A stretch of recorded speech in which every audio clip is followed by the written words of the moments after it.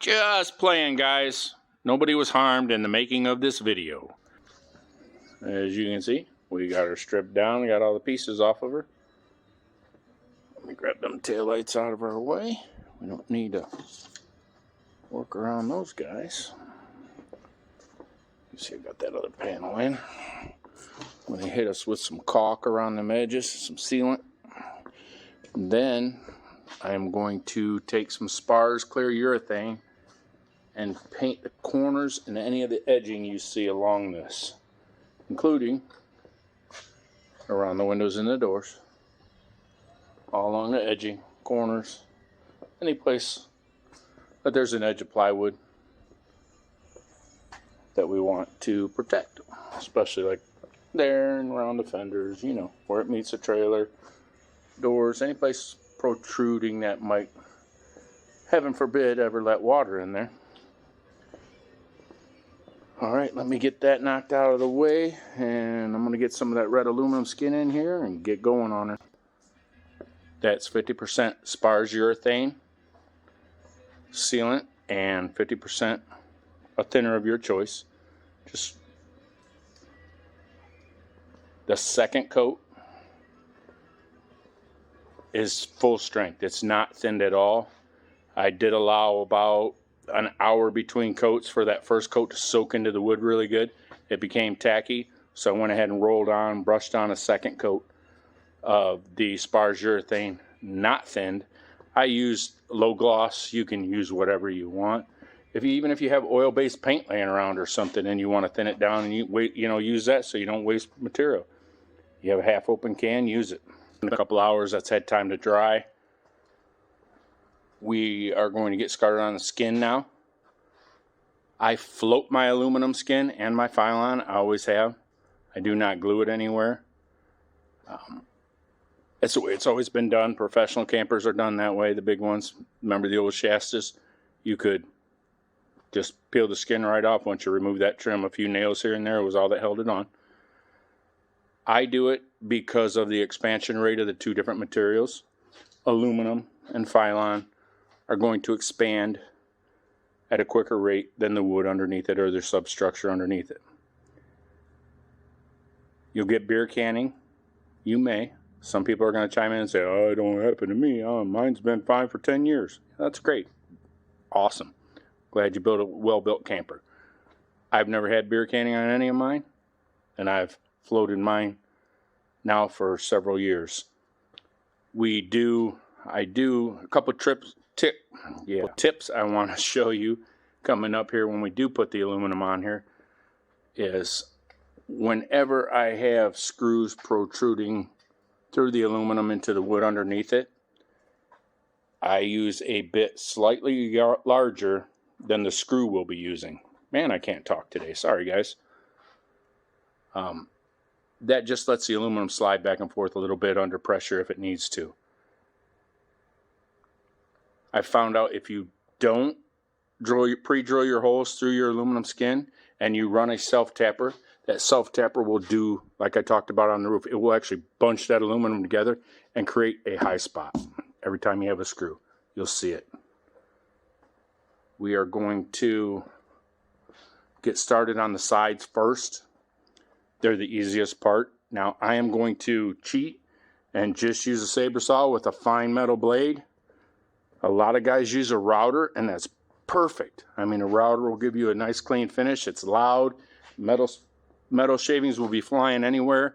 So do wear safety equipment. Eye protection, long sleeves, gloves, whatever you need to. A mask to prevent yourself from getting that hot metal shavings on you.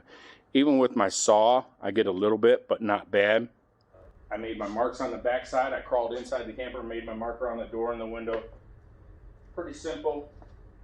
Just like in kindergarten, when you follow the lines, you get an A. Let me get this down and on a bench and I'll start cutting her out.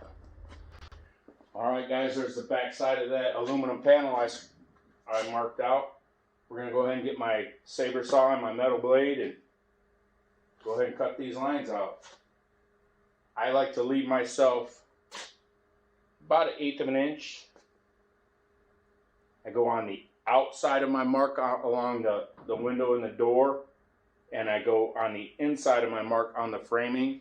That just gives me a little expansion room on my skin. If you use a router, you could, router it straight up against the edge of your wood and get an offset bit that would cut an 1/8" gap in there for you if you decide to do it that way.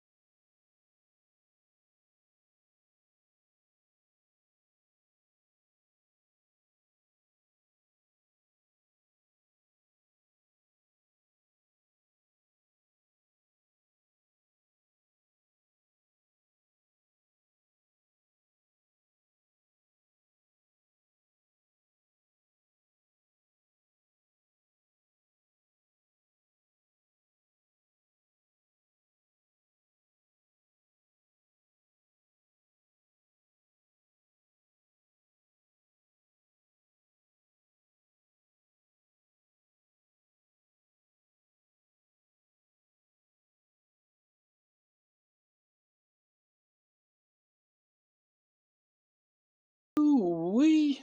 If skin and trim and access panels don't get you excited, you on the wrong channel, babies. Alright gang, back in the doghouse. It's a whopping 42 degrees today in here. I do have the fire going, so it'll kick it up nice.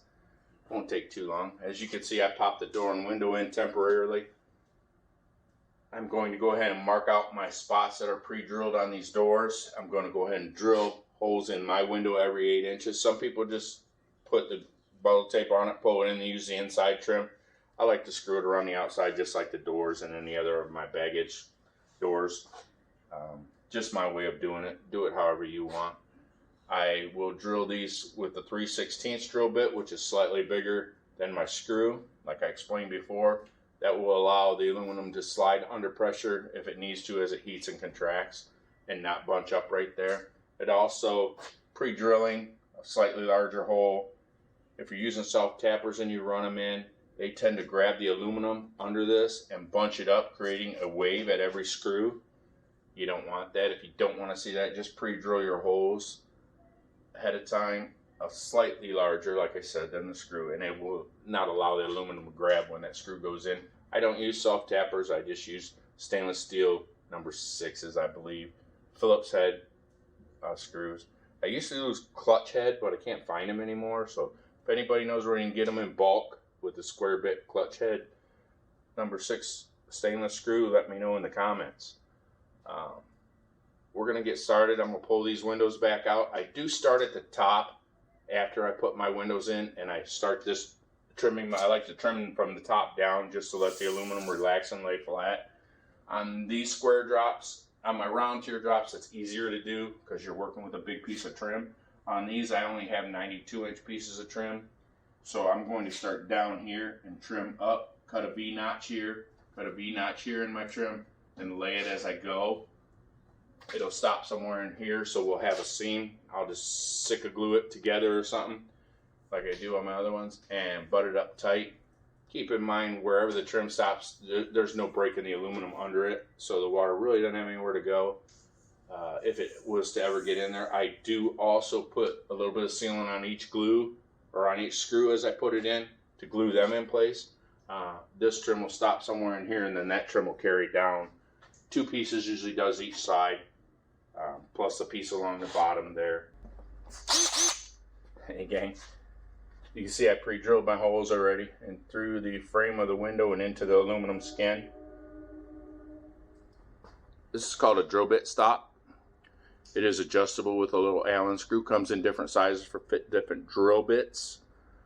It is adjustable. You can move it up to the end of the drill bit if you just want to score your metal, or you can move it down as much as you need to drill through any thickness of metal.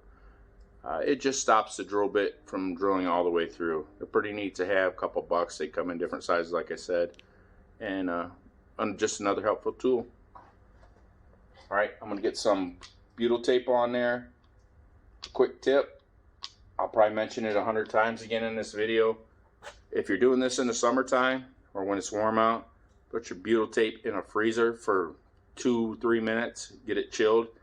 It won't stick to your fingers. Woohoo, it's cozy in here now. Let's get onto that butyl tape. Now we know this is the top. I'm going to start my butyl tape down here in the center and work it around on this. If you have a square window, you want to run your top piece all the way across to the edge, then run your 2 bottom pieces butted up to that top piece. That just prevents a little bit. Yes, it squishes together and everything else.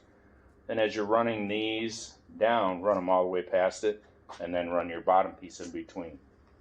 That just kind of makes an umbrella seal all the way down your window. We don't have to worry about that on this because we have rounded corners. Everybody's favorite, butyl tape, guys. This stuff right here is ice cold, as I showed you a minute ago. It's 42 in here. If this stuff gets warm, it tends to stick to your fingers.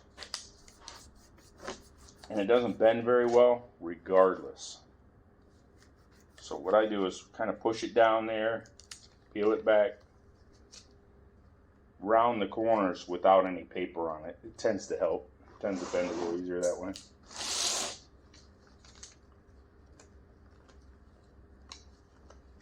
Like I said, this stuff's cold, so it's not fighting me at all. It's working really well.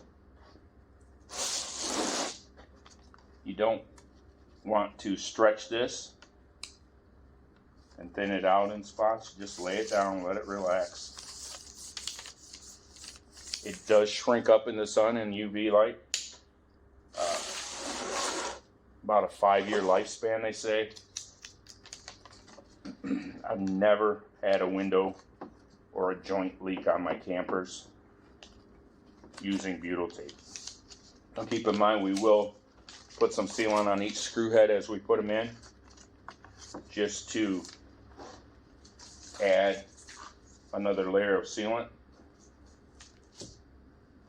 Some guys do, some guys don't. Do what you want. The biggest thing here is don't stretch it. That'll create a gap. It'll shrink up and you'll have a gap at the bottom or one of the corners.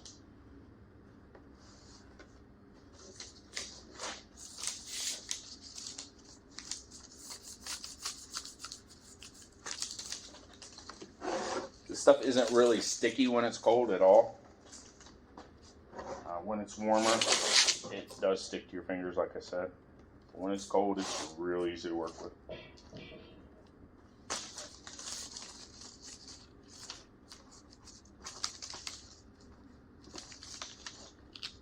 I'm going to leave a slight overhang at the bottom here.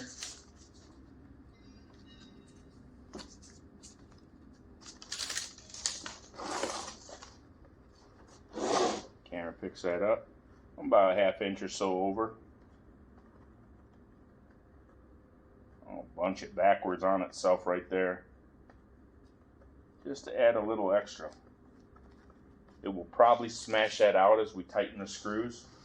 And then if it does, wait a day or two out in the sun before you do any trimming of this. Put it out in the heat, put it out in the sun. Let it find where it's going to go, because this stuff will shrink in the sun and move a little bit, and it will seep out on the edges of your window. This is an 1/8 inch thick by 3/4 wide butyl tape. I get it off of eBay, Furniture Lady 10. She supplied it to me for years. It's not expensive. 100 feet's like 25 bucks. You'll use 100 foot on this camper, easy. Around your doors, around all your trim, and around your windows. Don't forget you have a roof vent if you're putting one in. It all needs sealing up, guys.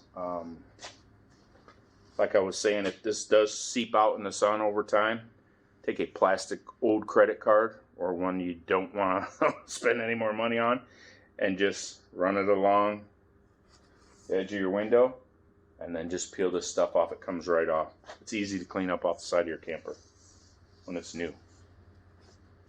We're looking good. We're going to get this window back in for the last time.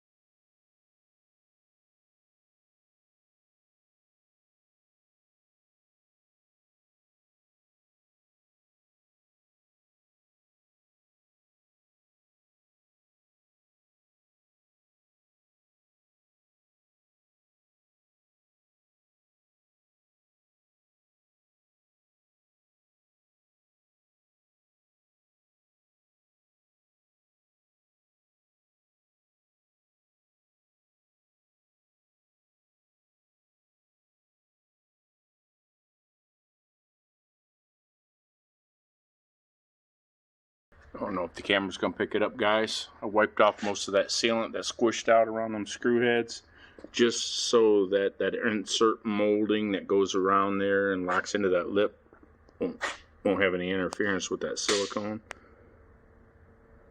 Probably hit that one a little more with a rag and get it out of there, but you can see it's squished out pretty decent. Same with the window. Now, I will paint these stainless screws black once I do the final cleanup on these.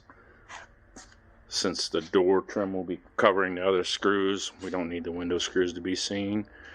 But yeah, there she is, window and door installed. Alright, I'll probably now go back and do some aluminum work. We'll get the front and rear panels made, and then we'll get to the trimming of the sides and the corner molding. Remember, the top's already done in that light gray to reflect sun, so we're good there. But I want to start in the front with that piece of trim and come up and around and then finish off in the back so we don't have too many breaks along the front of the camper. So next up, we'll be bending that front piece of aluminum on our brake. Guys, I want to show you something. Look at how well and easy this door closes. They call them slam latches, because you're supposed to have to slam it. But that's a pretty nice fit. Now, if yours doesn't close that easily, don't get your panties in a bunch. Come in here. Had to do this on a couple builds. Drill a 1/8 inch hole right here and one right there.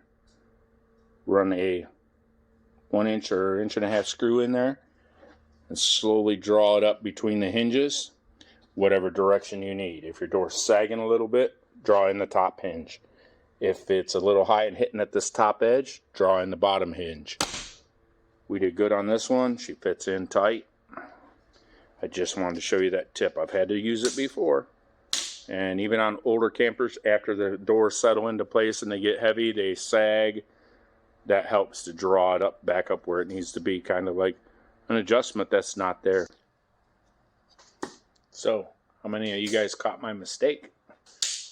been building campers for 20 plus years, and I still make mistakes. Guys, I'm not like a lot of the guys on YouTube. If I screw up, I'm going to keep it in my video and show you. It just shows you I'm not perfect, and it just helps us learn.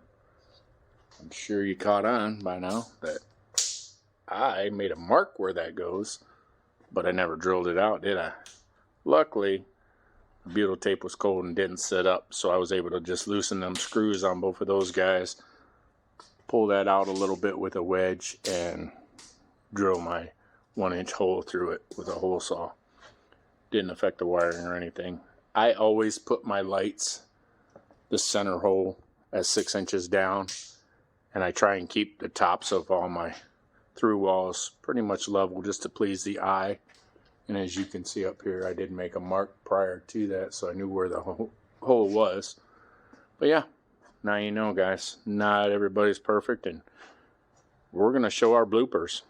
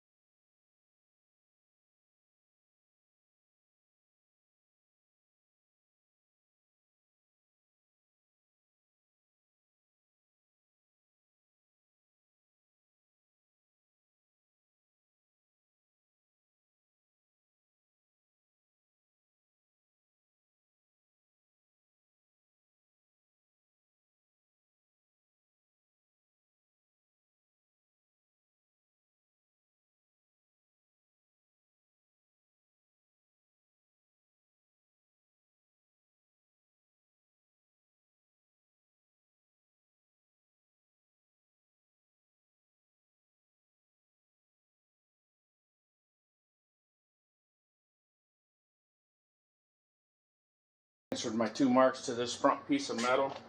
I've had that break since for about the last 20-25 years. I built it that long ago.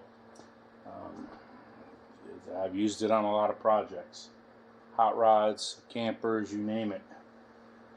I've bent 16 gauge with it. It is homemade, as you can see.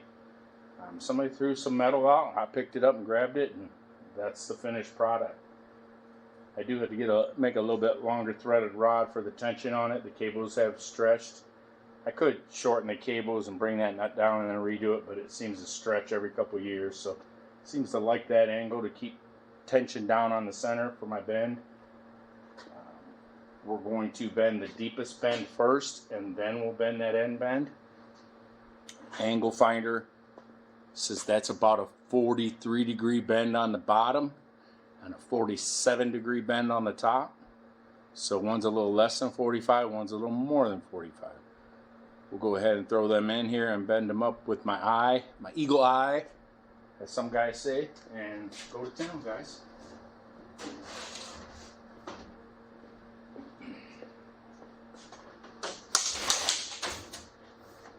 I need that flashlight anyway.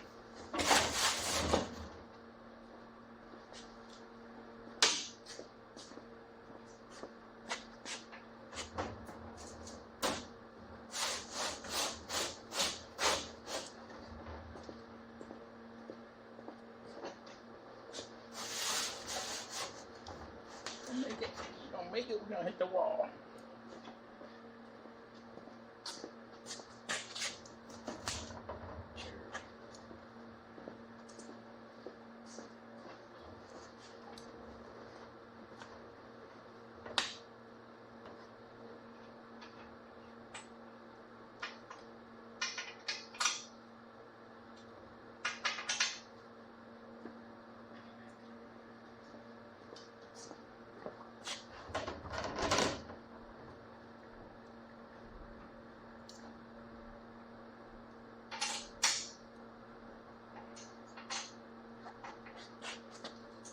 Now guys, I know not everybody has access to a brake. I didn't until I built one. My first few campers I built, I actually laid some 2x12s down on a 5-foot long bench and used this front edge of the bench and a 2x12 on top, clamped it, took another 2x4 or 2x12, laid it up here, made some rude brackets, and actually bent the metal with the 2x12s. When I get time, I'll actually show you guys how to do it on the floor with a couple 2x12s if you want. Let me know in the comments if you want me to. I know Brian said he did because he doesn't have access to a brake. We'll figure out a way to do it without one. If you can't find somebody with a speed shop or a metal shop that's willing to help you out for 20 bucks, you know, to bend anything you need bent. I know it'd be a hassle to run there and back, but it could be done. We'll figure something out. Give me a few on that one.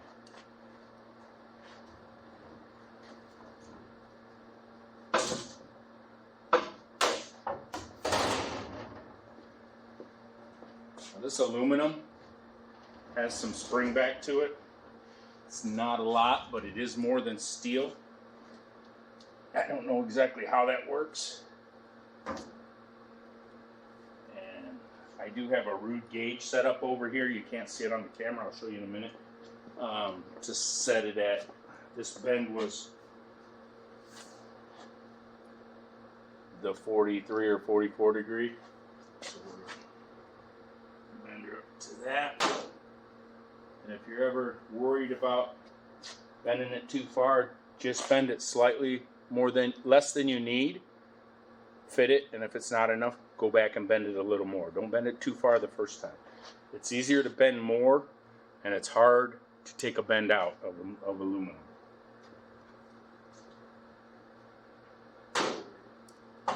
I like to do it a couple times, let it sit for a minute, see if it's going to spring down any, bend it again.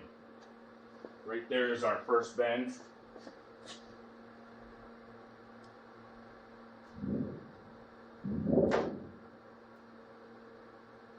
And that is right at 43. So let's try it.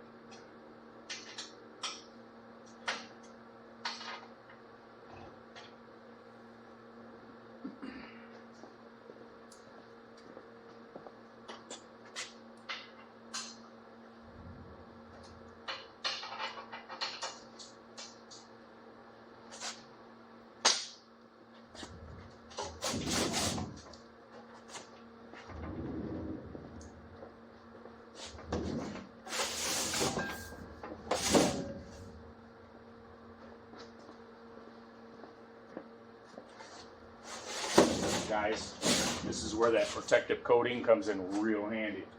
I clean this thing every time I use it in between those two surfaces, and you can hear it still drags on it a little bit, but it hasn't really scratched through the plastic at all.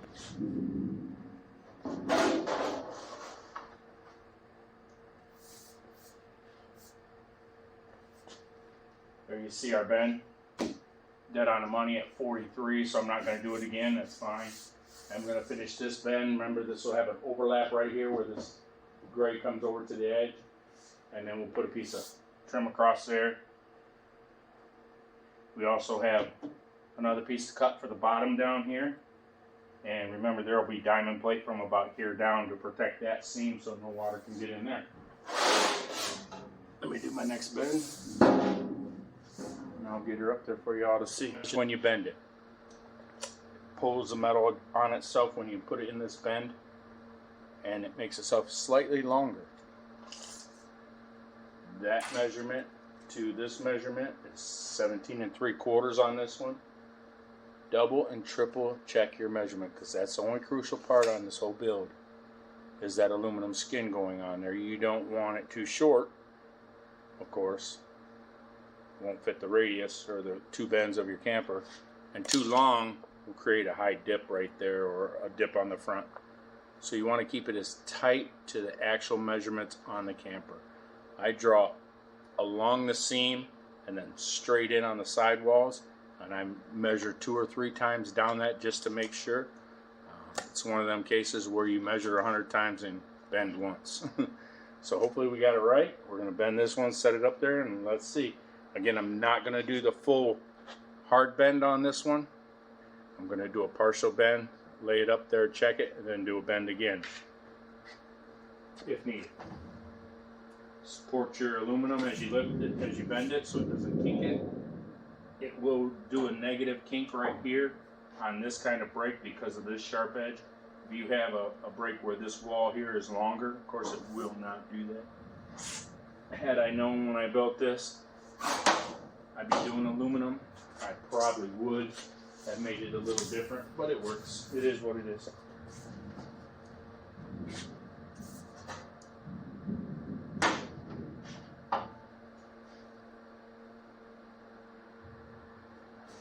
That's about how she's going to sit on the camper right there.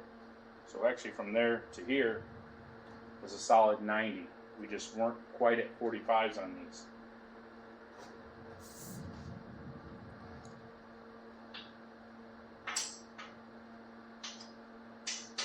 This is the part where you want to support your piece, your work piece,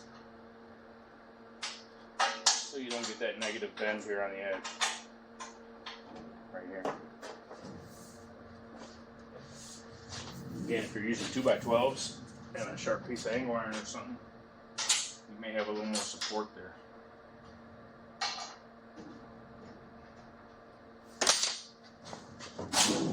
I thought I was a little shy of what I bent on that last bend here. I didn't go to quite 43 like I was gonna, or 47 I mean. And look, she's dead on the money. I hope the camera picks that up. We got really nice and tight on our two bends, and that trim will pull this down right to this once it's in place. We overlap nice on that piece up here. That top piece goes up to here, and we're going to use another piece down here, and then we'll cover them both with diamond plate on the front so that there's no actual lap. But yeah, that's pretty nice. It come out really nice. I'm happy with it. There you go. Hold her in place. I hope the camera picks that up, guys. We'll get that back piece made, and we're going to get some trim on this baby.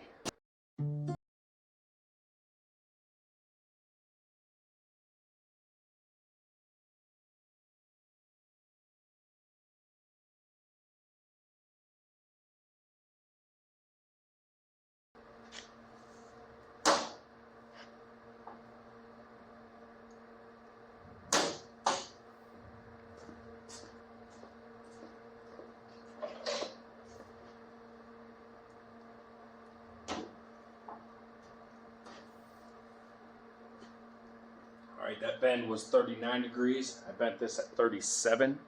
I'd rather have some spring down than a lip backwards on this thing, or a high spot in our bend.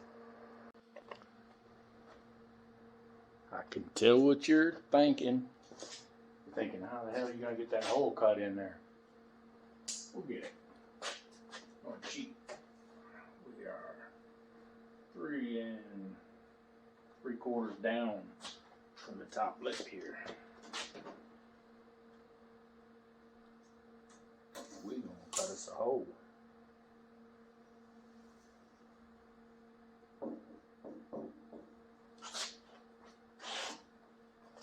Same with those two down there after we get this one cut. We'll cut a hole out of that, make it kind of an access point to get in there and draw our outline from the back side. Once I get that one done, and I can clamp it on there, I'll do the same with them two, marking a hole down from that bend to the top lip of each one of them, cut a hole, draw it out. Aha, now you see what I did. Of course it's not pushed up tight here, you know, that it is, but you can see my angle fits nice and tight right there. We're good on our first bend, and I have an access hole where I can stick my hand in, draw the outline of that without having to attach it. If you have a router, it would come in handy right now. You could router up from here and follow your wood around with a guide bit, and it would cut an access hole. But there you go, that's what we're going for, quick and easy. I'll go ahead and get them other two knocked out. You don't have to see me do that. You've seen me cut holes in aluminum all this half of this build. So I'm going to go and knock it out. I'll come back to you when I get this panel up. Woohoo! Today, let's do some trim. Some trim. And you guessed it, some more trim. Woo! If you don't like watching me get my trim on, you may want to fast forward now. Just kidding. Watch it all. I need your help. Alright gang, here's one of them angle finders I was telling you about. This one's digitable. Yeah, digital.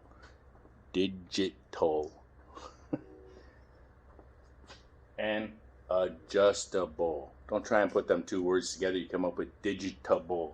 It's not a word. I tried. Anyway, that's how I got my angles on my two bends and on my bend in the rear before I took it over to the brake. 12 bucks, Amazon. Harbor Freight carries them too. Not a bad little tool. Get started on this trim. Quick warning, if you have lights above you, watch out when you hold this trim up. I run my trim right down to the metal trailer frame down there. You want this piece that's vertical going down. You don't want your horizontal piece interrupting it, so this piece will hang lower than the piece running across the front. A reason that being, if water does get into this channel, it's not obstructed at the bottom of your camper. It can go out. You can seal it with some sealer if you want. Just leave a little weep hole and the wire will find its way out. So we're going to put her there. This is the part y'all are afraid of, cutting your trim. What I do is go straight up on an angle. I kind of pick the difference between these two. My imaginary line goes up. That's where the corner of that trim is going to intersect when it's all the way up there. I scribe a straight line the best I can. See? Like.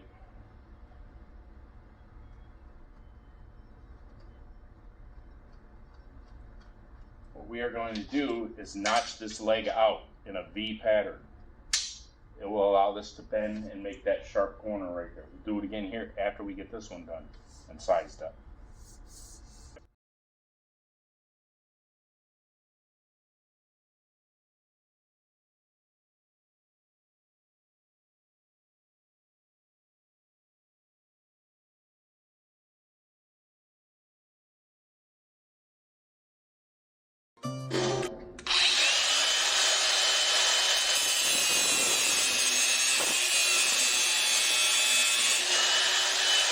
Take even amounts off of both sides.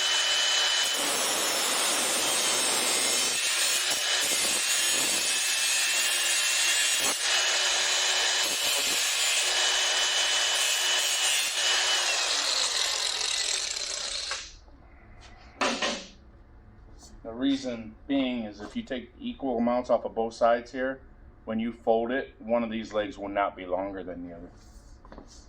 I'm sure if you've worked with wood before, you've seen your angle cuts and how they affect each other. Oh yeah, baby. We're good there. I actually probably took a little too much off there. Maybe. Let's tighten it up. It'll be alright. That's what we're going for right there. And I'll do it again here. And then when it ends, we'll butt the two pieces together. You can start to see how cool that looks. I will take some black paint and just touch that up, and after I see, that's what our finished piece looks like. You can see it's a pretty tight trim. A little black paint on there, put some sealant under there, some silicone, some kind on top of your butyl tape, and you'll be fine. That'll never let water in, and it will look good when it's done.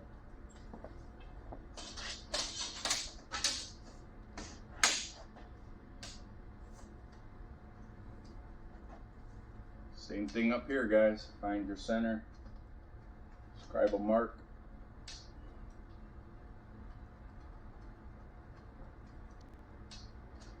Some scientific measurement practice that you could do to figure this out, but I'm kind of a kamikaze guy. I just do it.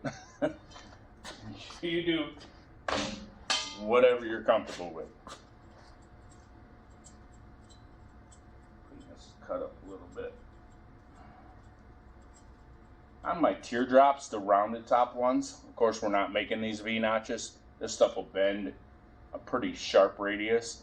And I'm going to do a simulation. I'll cut a wall and go ahead and put a piece of trim on it to show you guys how easy that bends. But this, on the Squaredrop models, I pre-bend. On my teardrop models, I don't even bother to pre-bend. I put the butyl tape down on the camper, start at the bottom front, and just start screwing my way around with sealer. Push down as I go to follow the curve. It's easier. This one, you can't really do that on a Squaredrop. It's easy. You kind of got to cut and bend as you go.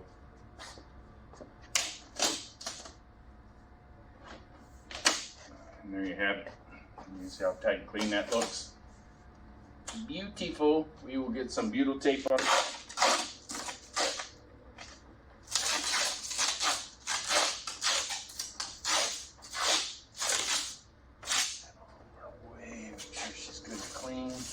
Watch running your hand along there for any slivers that will get you. Now, I did put a couple brad nails in here to temporarily hold it. As I put the trim on, I am going to go back and pull them out. I don't want anything holding my skin in place that tight. I want it to be able to float. So I will pull them out.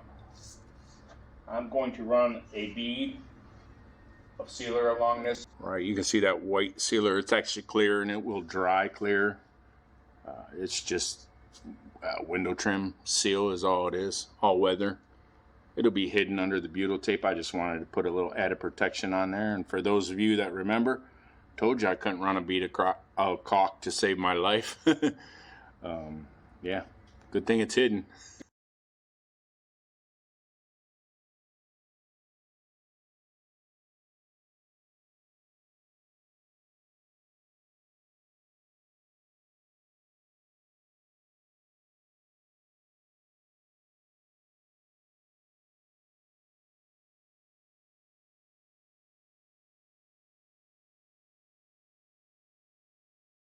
Here's your butyl tape, guys. I do leave it a little long at the front, and I put this edge flush with my camper. It does not need to protrude. You want your leg of your trim right up tight against that.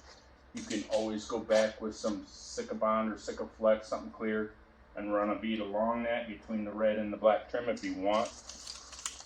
I don't do it. It's totally up to you if you do. This stuff squishes down. This is 1/8 inch by 1 inch on the roof is what I used. I used 1/8 inch by 3/4 around the doors and windows just because it tends to seep out quite a bit. This doesn't as much. The trim kind of has grooves in it to hold it in place. You may get a little walking on it, but not much. I'm going to put that piece of aluminum trim on now. Two types of screws you could use here. Stainless.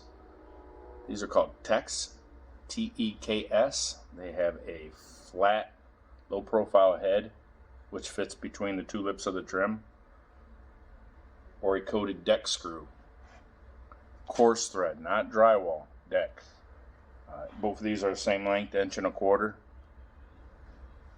Really, I've used them both and never had a problem with either one. Some people say this one will rot out and rust out. I've never seen it. I mean, I took a camper apart that was 9 years old of mine that had gotten hit, was in a storm in Florida even, and got washed out into the water, and then a boat hit it, so I had to replace the corner above the side above the door, and I took all of these screws out after all that time, and there was no rust on them, none at all. Now I do have butyl tape under it and sealant on top of it, but either one of these will work, guys. I'm going to use deck screws on this just because I have them. These stainless ones run about $8 or $9 for 100 of them, I believe, and you know deck screws are about the same price, so you're really not, neither way you're saving money. Do what you want. If you like the stainless factor, use it. If you don't, use the deck screws if you don't really care. Like I say, these things are sealed in pretty well. With when we're done, you'll see that. I do pre-drill my holes. They do make these in self-tappers, but you know my theory on the self-tappers and it grabbing the aluminum. I don't like to use them. Yeah, this is totally your preference. Do some research if you're not comfortable with what I say. Start at your bottom edge. Make sure she's flush.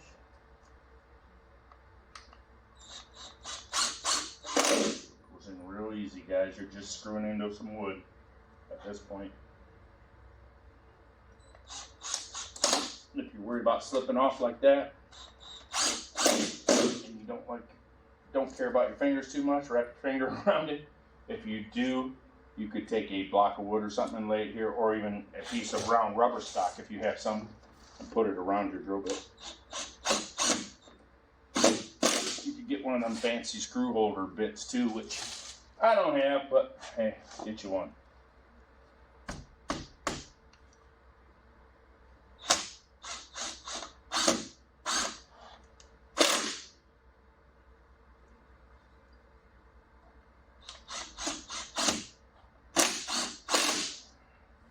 See how tight she's drawn up there? It looks really good.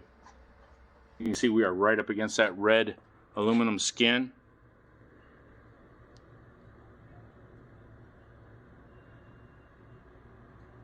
And very minimal gap right there, which we will fill with some clear silicone. And that's kind of what she's going to look like all the way around, guys.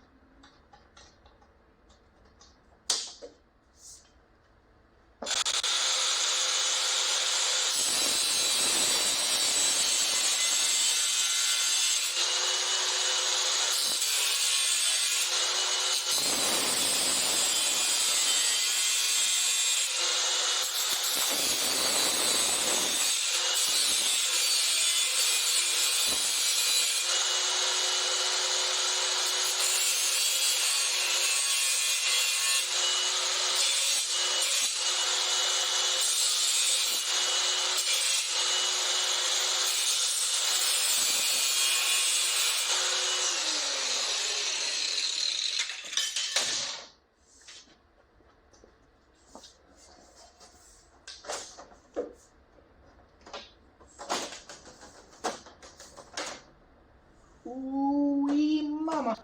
We're going to actually cut this one off flush with the roof of the camper.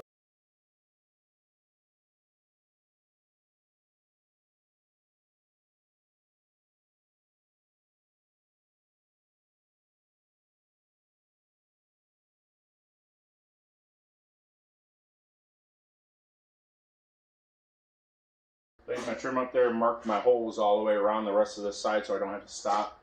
Laid my butyl tape in one continuous piece. I never broke it over there, and I don't break it at the corner here. I leave it one piece all the way down. Don't stretch it as you go, just kind of pat it in place. And leave yourself about 2 inches at the bottom. It will shrink up, as I said before. Alright, we're going to leave this on there. Get this back piece of trim on. If our holes line up still, it should.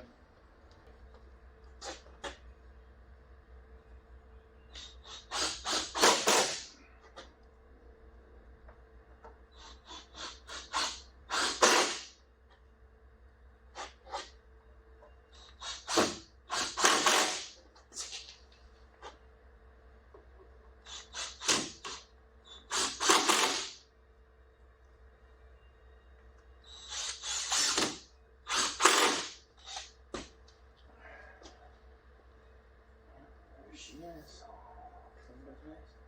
Really tight corner there, looks really good. I think you're getting the idea.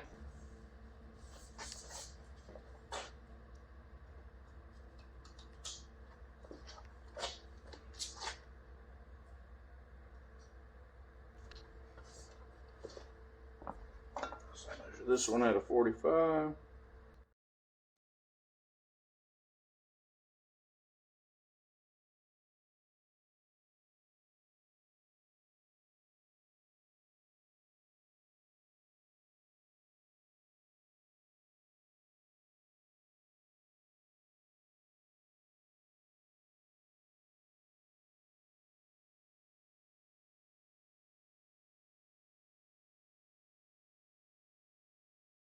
You can see what we're going for there. We're flush on this end now.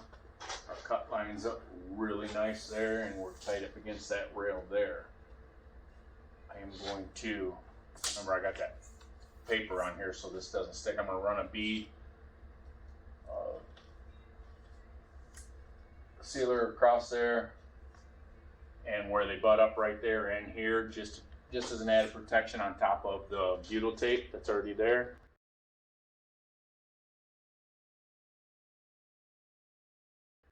All right, boys and girls, while we are sealing and trimming, let's go ahead and get our tail light in there.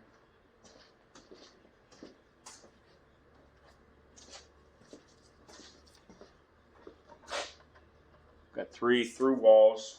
These are not screwed all the way through the wood. This is 3/4 backer. I screwed in maybe 1/2 inch. Screws will not protrude through the wall, but this plug will, as our wiring, and it is hidden along the channel back here. I am going to take some butyl tape, since that's a through hole. We'll wrap our little light in it here.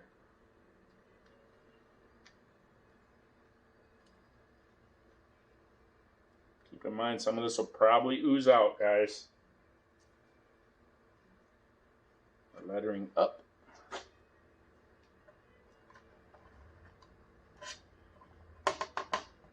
Oh yeah, look at that. Squish it in place. There's our 2 holes.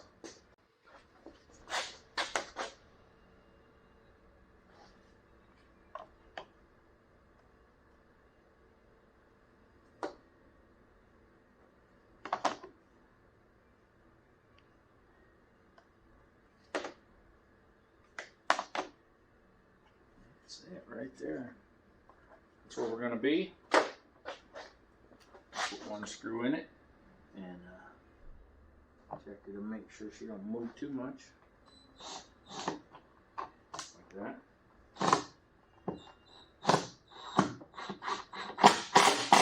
Sorry, I know my head was in the way. It is what it is. Looks good.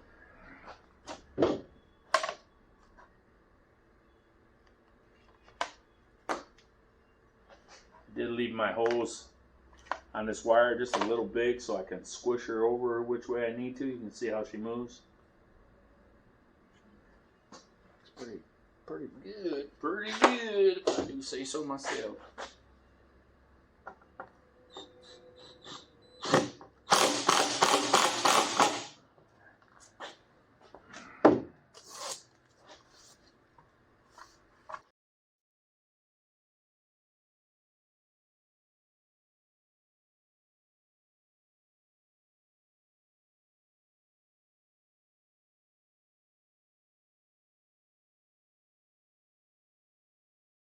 Hoo-wee! Look at that. I think y'all are getting the idea of the skin and trim video, so I'm probably going to end it here. Just wanted to show you a little finish of some of the accessories through walled and installed. We got that bottom piece on there. Got my template for my fenders. I don't know if you remember, but in the previous video when I built the walls, we had put those capture nuts in through the wood on the back side, and I had made a template to their locations and marked it with a couple divots on the frame so I know exactly where they're at. We'll drill through the aluminum with probably a 5/16 drill bit or so. That'll give us a little wiggle room there too. Oh yeah, and I got the box in. It's just sat on there as a mock-up right now. We're going to build 2 pieces of angle iron going out to the camper frame itself from the tongue on a 45-degree angle on both sides to help support that and to add a little more support to that quarter wall tongue. I am waiting on my black diamond plate. I ordered, oh gosh, about a month ago, and I guess they had a trucking shipping accident and it was in a mess, so they're reordering it again for me, and it'll be here this week one day. So I was going to wrap this build up and do a time lapse on the finish, putting the fenders on and finish the wiring up in just time lapse, but I think I'll wait and do one more video of the diamond plate and the fenders installed and the electric, and then we'll call it even on this one. Call her done, and she will be about ready to be up for sale and headed on down the road, hopefully for somebody to start camping in. Thanks for watching, guys. I appreciate all of you. Hope you learned a little bit on this trim. It's nothing to be afraid of. Just take your time. Make several small cuts. Don't make one big cut. And you'll do fine, guys. Stay tuned for, like I said, the fenders, the diamond plate, and some finish electric, and the rollout. Thanks for watching.